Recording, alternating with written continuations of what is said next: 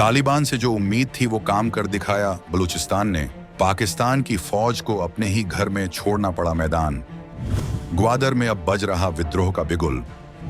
$60 billion के CPEC project की निकल गई हेकड़ी। चीन के सदाबहार दोस्त के घर में लगी ऐसी आग कि बीजिंग तक महसूस हो रही तपिश। रातों रात खाली हो गए पाकिस्तान के सैन्य अड्डे। बलूच सेना ने ग्वादर से लेकर क्वेटा तक ऐसा कोहराम मचाया कि जनरल भी मांग रहे पानी। तालिबान के साथ भारत के लिए पाकिस्तान से भिड़ रहा है बलूचिस्तान। पाकिस्तानी सेना की हालत खराब, चीनी सेना की दहशत में। दोस्तों, इतिहास गवाह है कि जो दूसरों के लिए गड्ढा खोदता है वो एक दिन खुद उसमें गिरता है। आज पाकिस्तान के साथ बिल्कुल वैसा ही हो रहा है। कल रात तक जो ग्वादर पोर्ट पाकिस्तान की शान और चीन का गुरूर माना जाता था, आज वहां सन्नाटा है और वो सन्नाटा पाकिस्तान की हार की गवाही दे रहा है। 2025 खत्म होते होते दुनिया ने देखा कि कैसे एक मजबूत समझी जाने वाली सेना अपने ही लोगों के सामने घुटने टेकने पर मजबूर हो गई है। सोशल मीडिया पर तैरती तस्वीरें और वीडियो झूठ नहीं बोलते। वीडियो में साफ दिख रहा है कि कैसे पाकिस्तानी सेना के जवान अपने बंकर, अपने हथियार और अपनी इज्जत सब कुछ छोड़कर भाग रहे हैं। ये कोई मामूली झड़प नहीं है, ये एक सुनियोजित और बहुत बड़ा स्ट्रेटेजिक बिल्लो है। सबसे बड़ी हैरानी की बात यह है कि ये काम किसी बाहरी देश ने नहीं बल्कि पाकिस्तान के उस हिस्से ने किया है जिसे वो सालों से दबाता आ रहा था। बलूचिस्तान ने वो कर दिखाया है जिसकी भविष्यवाणी बड़े बड़े रक्षा विशेषज्ञ तालिबान के लिए कर रहे थे। चीन, जिसने अपनी तिजोरी का मुंह खोलकर पाकिस्तान में अरबों डॉलर झोंक दिए थे, आज वो अपनी किस्मत पर रो रहा है। आखिर ग्वादर में ऐसा क्या हुआ कि रातों रात चीन के इंजीनियरों को भागने की तैयारी करनी पड़ी? क्या बलूच विद्रोहियों ने पाकिस्तान के नक्शे को बदलने की कसम खा ली है? और सबसे बड़ा सवाल, क्या भारत के लिए ये वो गुड न्यूज है जिसका इंतजार दशकों से था? हम आपको बताएंगे इस धमाकेदार खबर की पूरी कहानी, तो बने रहिएगा वीडियो पर और इस संबंध में आपके जो भी विचार हों कमेंट में लिखकर जरूर बताइएगा। अब जरा इस खबर की गहराई में उतरते हैं और देखते हैं कि जमीनी हकीकत क्या है। ग्वादर, जिसे पाकिस्तान अपनी अर्थव्यवस्था का गेम चेंजर कहता था, आज वहां हालात बद से बदतर हो चुके हैं। रिपोर्ट्स के मुताबिक बलूच लिबरेशन आर्मी BLA की मजीद ब्रिगेड ने एक साथ कई जगहों पर धावा बोला है। ये हमले इतने सटीक और जोरदार थे कि पाकिस्तानी फौज को संभलने का मौका तक नहीं मिला।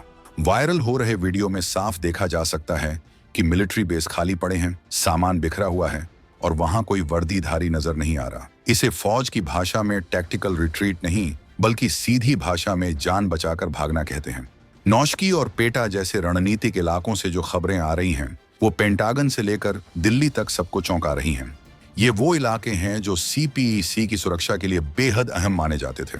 वहां पाकिस्तानी सेना की भारी तैनाती थी, चेक पोस्ट थे, रडार थे। लेकिन बलूच लड़ाकों ने जिस तरह से इन पोस्ट्स को अपने कब्जे में लिया है, उसने पाकिस्तानी सेना की प्रोफेशनलिज्म की पोल खोलकर रख दी है।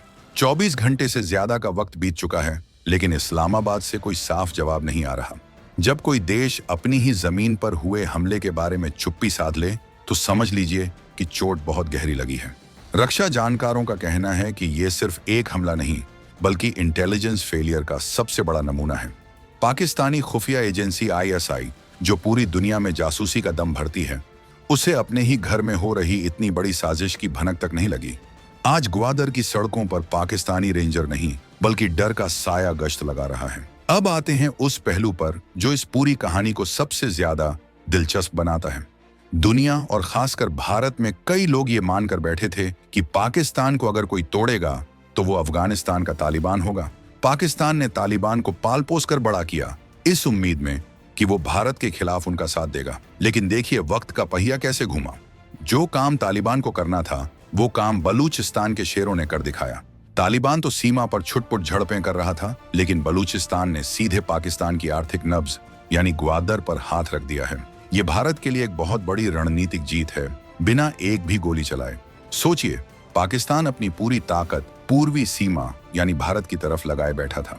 उसे लगता था कि खतरा सिर्फ हिंदुओं के देश से है, लेकिन उसे क्या पता था कि उसके पैरों के नीचे से जमीन पश्चिमी मोर्चे पर खिसक जाएगी। बलूचिस्तान ने साबित कर दिया है कि राष्ट्रवाद और अपनी जमीन की लड़ाई किसी मजहबी एजेंडे से कहीं बड़ी होती है। बलूच लोगों ने दुनिया को दिखा दिया है कि वो पाकिस्तान के तथाकथित इस्लामिक भाईचारे के झांसे में आने वाले नहीं हैं। उन्होंने साफ कर दिया है कि जो उनकी जमीन लूटेगा, चाहे वो पाकिस्तानी फौज हो या चीनी ड्रैगन, उसे वहां से भागना ही पड़ेगा। ये पाकिस्तान के लिए दोहरा झटका है। एक तरफ TTP, तहरीक-ए-तालिबान पाकिस्तान, नाक में दम किए हुए है, और दूसरी तरफ बलूचिस्तान ने करो या मरो की जंग छेड़ दी है। अब बात करते हैं उस ड्रैगन की जो इस आग में सबसे ज्यादा झुलस रहा है, चीन। चीन का belt and road initiative BRI और उसका flagship project CPEC, China Pakistan economic corridor, आज अपनी अंतिम सांसें गिन रहा है। चीन ने $60 बिलियन से ज्यादा का निवेश सिर्फ इसलिए किया था ताकि उसे अरब सागर तक सीधी पहुंच मिल सके और वो मलक्का स्ट्रेट पर अपनी निर्भरता कम कर सके। ग्वादर उसका सबसे बड़ा सपना था, लेकिन आज वो सपना एक बुरे डरावने ख्वाब में बदल चुका है। बलूचिस्तान में हो रहे ये हमले सीधे तौर पर चीनी हितों पर चोट है। पिछले कुछ सालों में हमने देखा है कि कैसे चीनी इंजीनियरों और कामगारों को निशाना बनाया गया।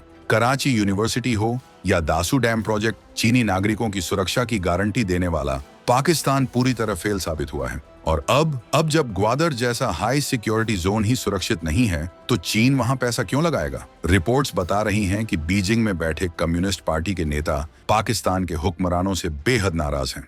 CPEC का काम लगभग ठप पड़ चुका है। प्रोजेक्ट कॉस्ट आसमान छू रही है, क्योंकि आधे से ज्यादा पैसा तो सुरक्षा में खर्च हो रहा है, फिर भी सुरक्षा मिल नहीं रही। चीन को अब समझ आ रहा है कि उसने सदाबहार दोस्त के नाम पर एक ब्लैक होल में पैसा डाल दिया है, जहां से वापसी का कोई रास्ता नहीं है। अगर ग्वादर हाथ से गया तो समझिए चीन की पूरी ग्लोबल स्ट्रेटजी औंधे मुंह गिर पड़ेगी। ये $60 अरब की बर्बादी चीन की अर्थव्यवस्था को भी हिलाकर रख देगी। इस पूरे घटनाक्रम में भारत कहां खड़ा है? भारत आज एक मूक दर्शक नहीं, बल्कि एक शक्तिशाली और चतुर खिलाड़ी की तरह शतरंज की बिसात देख रहा है। भारत ने हमेशा से कहा है कि वो किसी भी तरह की हिंसा का समर्थन नहीं करता, लेकिन कूटनीति का एक नियम है, दुश्मन का दुश्मन दोस्त होता है, या कम से कम आपके लिए फायदेमंद तो होता ही है। बलूचिस्तान में जो हो रहा है वो भारत के उस दावे को सही साबित करता है कि पाकिस्तान एक असफल राष्ट्र है जो अपनी ही जनता को संभाल नहीं सकता। भारत आज इतनी मजबूत स्थिति में है कि उसे पाकिस्तान को जवाब देने के लिए सर्जिकल स्ट्राइक की भी जरूरत नहीं पड़ रही। पाकिस्तान अपने ही कर्मों की सजा भुगत रहा है। बलूचिस्तान की अस्थिरता ने चीन को यह सोचने पर मजबूर कर दिया है कि क्या भारत से दुश्मनी मोल लेकर पाकिस्तान पर दांव लगाना सही था। आज भारत की अर्थव्यवस्था 5 ट्रिलियन की तरफ बढ़ रही है, जबकि पाकिस्तान अपनी फौज को खाना खिलाने और डीजल भराने के लिए तरस रहा है।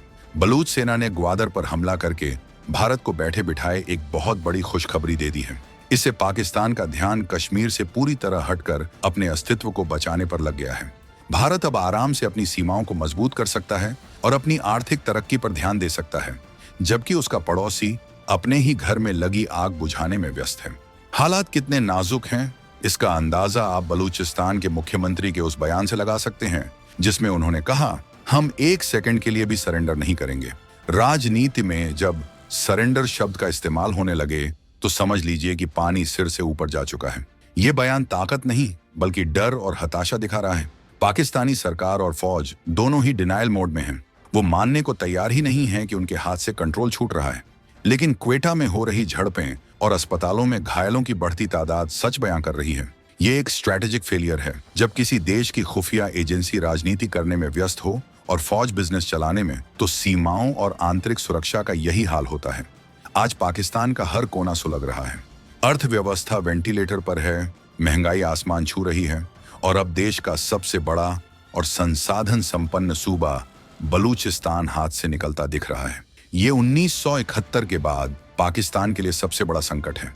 तब बांग्लादेश बना था और आज बलूचिस्तान उसी राह पर चलता दिखाई दे रहा है। बलूच विद्रोहियों के पास न तो एयरफोर्स है न टैंक, फिर भी वो एक परमाणु संपन्न देश की फौज को दौड़ा रहे हैं। ये जज्बे की जीत है और अन्याय के खिलाफ खड़ा होने की ताकत है। तो दोस्तों, निष्कर्ष बिल्कुल साफ है।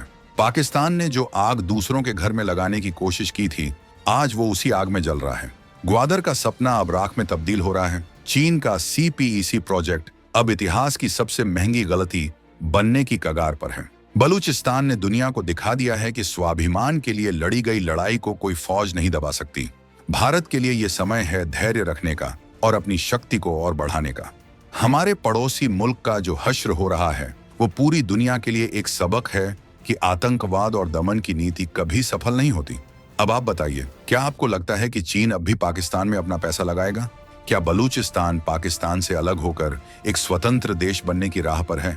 और क्या भारत को इस मुद्दे पर बलूचिस्तान का कूटनीतिक समर्थन करना चाहिए? अपनी राय नीचे कमेंट बॉक्स में जरूर लिखें। हम आपके हर कमेंट को पढ़ते हैं। अगर ये जानकारी आपको दमदार लगी हो तो वीडियो को लाइक करें और शेयर करके हर भारतीय तक इस सच्चाई को पहुंचाएं। और हाँ, रुकिए, अगले वीडियो में हम खुलासा करेंगे कि कैसे पीओके में भी बगावत के सुर तेज हो गए हैं और वहां के लोग अब खुलकर भारत में मिलने की मांग कर रहे हैं। उस एक्सक्लूसिव रिपोर्ट को देखने के लिए चैनल को सब्सक्राइब करके बेल आइकन जरूर दबा लें। मिलते हैं अगले वीडियो में। जय हिंद,